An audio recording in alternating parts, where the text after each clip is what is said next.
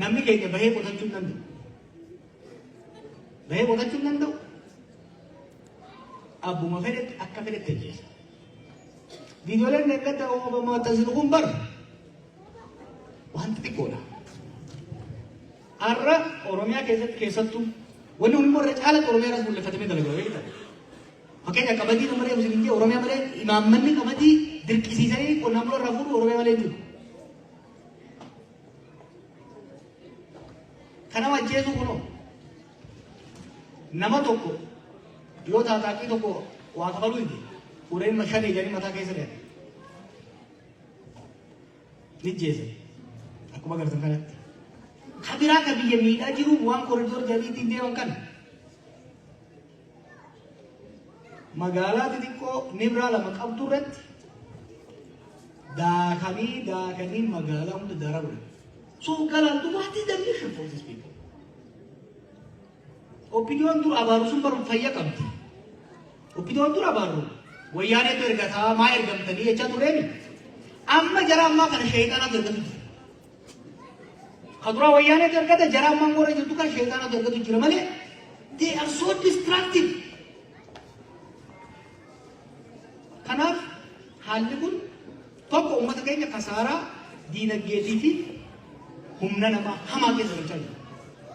Namni dargaggeeyyiintu kumaatamaan karaa biyya arabaa deemaa bishaan keessa dhumaa jira. Liibiyaa irratti akka gabraatti gurguramaa jira. Kun uummanni keenya kallattiidhaan akka dhumu, akka baqatu, akka abdii kutatu godha. Gara maaliin moo? Nuti mootummaa Oromoo ta'anii Oromoo keessa dhohifatanii miidhaan saboota biraarra geessan jibbi.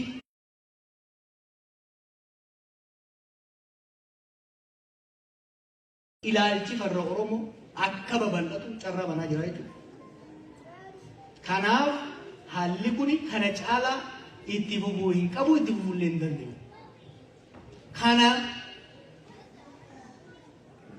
itti seenee akka abdii kutachuutitti, akka dhageettii dhabuutitti, akka waan kasaaraan poolitikaa nurra ga'eetitti, akka waan hidhaan nu kolaafteetitti. Hidhaan kolaasuma dhiiraati malee kan dhiira kolaastu miti. Akkasi fudhatan. Daytuu keessas naayee miti. Kun Oromoon hidhaanis ajjeechaanis hin jiilchu. Maqaa isaatiinis isa gama tokkoon ajjeesa. Maqaa isaallee gabaa irratti ajjeesuu hayyamuu qabu jennee jijjiiramni kun qabsoon kun bakka gahuu qaba jennee mari'annee deemaa jira. Akka duritti qeerroo daandii irraatii bisaasora qofarratti mirkanna. Eegata jechaan ture Itoophiyaatu fagoo irraa ilaalaa ture. Biyya galee itti dhiyaadhee tuttuqee ilaale. Hidhamee macaroo keessaa isii ol laale. Itoophiyaa macaroo keessaa is ijaarree jirra. Humna macaroo isii keessaa ijaarree jirra. Cinaa isiitis ijaarree jirra. Fagoo irraa ijaarree jirra. Sirnicha keessatti ijaarree jirra. Diplomaasii hojii barbaachisaa hojjannee jirra. Hamma dandeenyetti murtii guddaan kan Rabbiiti.